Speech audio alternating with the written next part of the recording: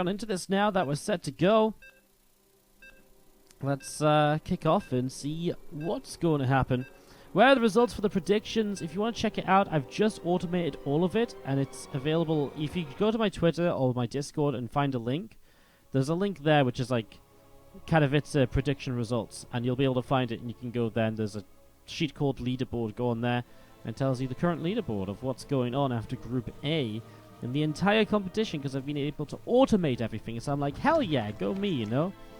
Alright guys, a Dark Lambo is starting up. Let's jump into the ZVZ action as we start to the top right hand side with our blue Zerg player. This is Dark. Up against the red Zerg in the bottom left hand side, we have got Lambo from Clash. God, this is just such a typical Dark way to start things off, isn't it? It's such a typical Dark way. It's just like, oh, I'm playing a non-Korean player. God, they're not worth my time. 13 gas, 12 pool, all in. Win the game just like this. I mean, let's see if he wins, but of course, it is very aggressive from Dark. And with this gas especially, it really ramps up the aggression, because you're at least going to get link speed. If you're not, beyond that, going to get, I mean, maybe a Baneling Nest as well. We'll see if Dark pulls out of gas. Most of the time, this is done with a Baneling Nest because it's just so much investment. It's very difficult to justify that investment if then you don't have Banelings as well. Like, link speed does okay, but it doesn't do that much in comparison to what the additional Banelings do. So those drones mining away, and we do see that link speed on the spawning pool going to be on the way up. A few Zerglings coming out here from Dark. And, well, Lambo obviously has no idea about this for the early stages. We see this first Overlord heading over to the right-hand side. The second Overlord coming in behind it. And there again, the 6 Lings coming across over to the left side. So Lambo's seeing this instantly. Obviously, the Baneling Nest comes down at 50 gas. You pull one worker out of gas because it just gives you a moderate amount of income still to morph enough Banelings, basically. So it's actually pretty typical. You build the Baneling Nest with your third drone on gas. You pull one out, build the Bane Nest, and you just stick with 2 in there for a while. Now Lambo is going to have Lings on his natural before his spawning pool is even finished, so he begins to pull the drones. This isn't a regular 12 pool though, and that's something Lambo doesn't know about just yet. And that might be an issue, because right now he might be looking to try and defend this in a very regular, versus 12 pool way. In which case he's trying to keep himself alive. Lambo knows that now, because he's not seen the hatchery, and so he might not want to put as much pressure on kind of keeping the hatch alive. He's losing a lot of mining time with these drones.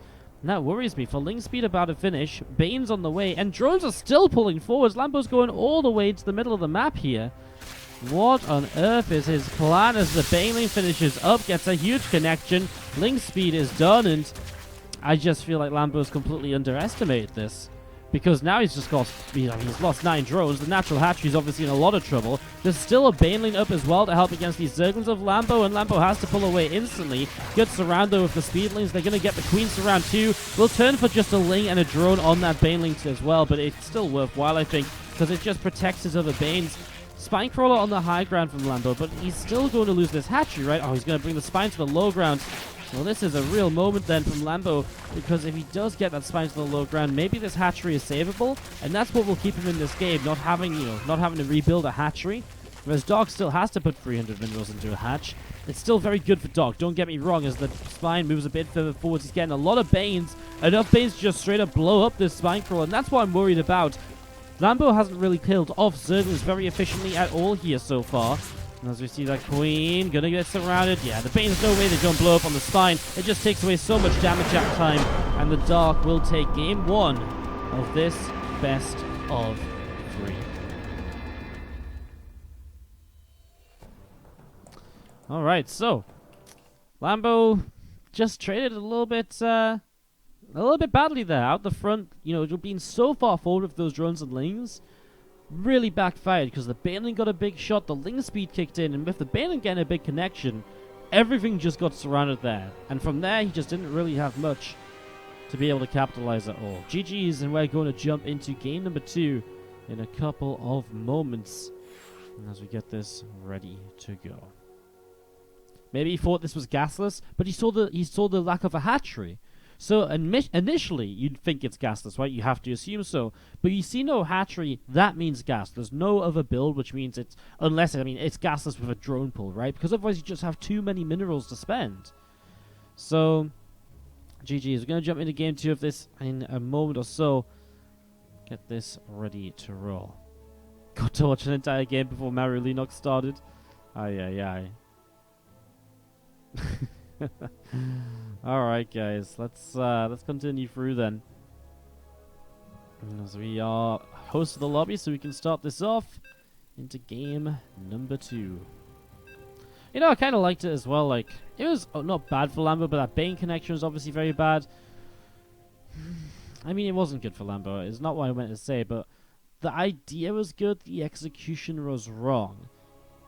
Especially, I think he was just a bit too far forward with the drones for those Banes finishing. I think if it's like a gasless Baneling nest, a speedless Baneling nest, which does happen sometimes, you can go like pool then gas, and you get the Baneling nest rather than a speed. I think then it's good to try and cancel the Banes, right? Because then there's no link speed to punish you. But then the issue here was that he just tried to go in for it, and this was just a mess. Well, we're going to see a 12 pool this time from Dark, and we'll see probably not taking gas, because last time it was gas then pool. So looking to play a gasless opening here, as he is in the top left-hand side. Dark up 1-0, our blue Zerg. And to the bottom right, our red Zerg player. This is Lambo.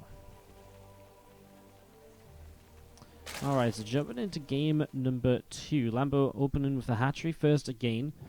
As again, this is honestly, I wouldn't have expected anything else from Dark. I really wouldn't have expected anything else. Let's see what Lambo does this time, because against a 12 pull, it will just come down to the micro on defending the hatchery. There will not be that sort of follow-up that you're going to have to worry yourself with at all.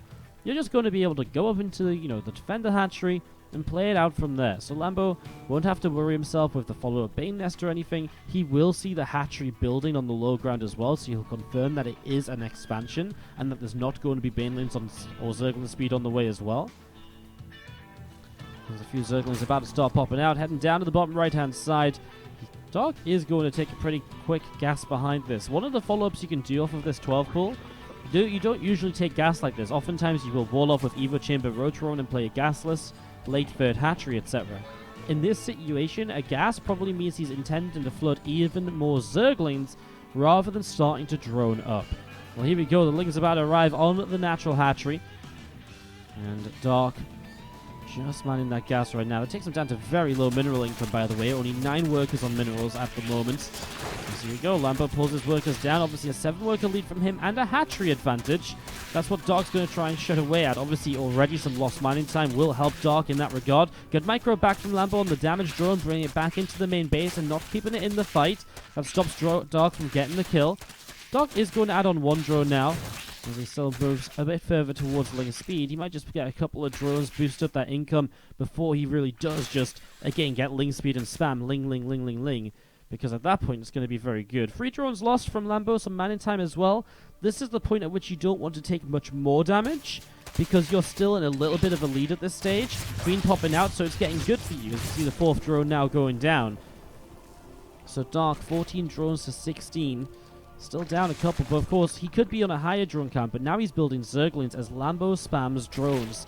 And the thing is, Lambo, again, has no way to scout this, because his overlords aren't near the main base. He's obviously... I love this as well. Dark sends some workers down to the low ground, so it's like he's saturating the natural. When in reality, he doesn't even have saturation in the main. And he puts the drones on this side of the mineral patch as well. So if an overlord was here, he sees mining, even if he doesn't see the other half being empty. So it's completely just selling the idea of, I am completely just droning up, playing macro from here. And Lambo probably thinks, okay, well, this is fine for me. This is all right. But Ling Speed's kicking in very shortly. And when Ling Speed kicks in, there's all of these Zerglings in the back that Lambo is not prepared for. He's only droning. He's going to be in an absolute ton of trouble as this Queen of Lambo pushes the Overlord away up the right-hand side. Couple of Zerglings hanging out to the top, and here we go. The Ling's going to start running over, and well, I mean, Lambo has to go into absolute emergency mode. He's going to create the wall-off right here. It's a build very similar to what he used against a laser, but the wall-off is going to be so late that, I mean, the first Evo's already taken a ton of damage. And the issue is, once this first Evo goes down, the next Evo chambers have a lot more surface area on them. Receiver Shame goes down, and there it is. The wall-off isn't completed this time, and so the things begin to surround. The drones pull away. The queens are fully surrounded and dropping very quickly. This is just unholdable. Absolutely unholdable if the wall isn't there and isn't held onto, and that's GG. Dark gets rid of Lambo in about 8 minutes completed, and that is Dark 2-0. No problem at all. Well, there you go. Dark, looking pretty good. He dropped a map against Lenok and then absolutely just stomps Lambo here. Says, yep, no worries at all. Just gonna 13-12. Not even that. 12-11. Oh yeah, 13-12 I guess. 13-12. Then I'm gonna go 12 pool, and I'm gonna not even a macro follow up to the 12 pool. It's a 12 pool, and I'm gonna get link speed and all in you behind it. Lambo dies in again about 8 minutes in total, and Dark just says, yeah. Get out of my group. Like, have you seen the other guys in my group, like Trap and Maru?